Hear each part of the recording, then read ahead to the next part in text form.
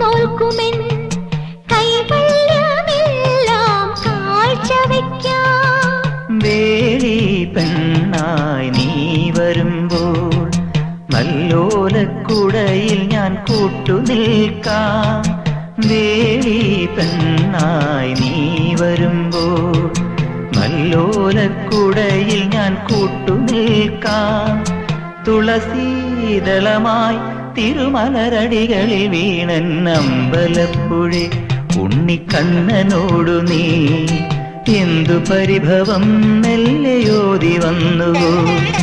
കൽവിളക്കുകൾ പാതി മിന്നി നിൽക്കവേ എന്തു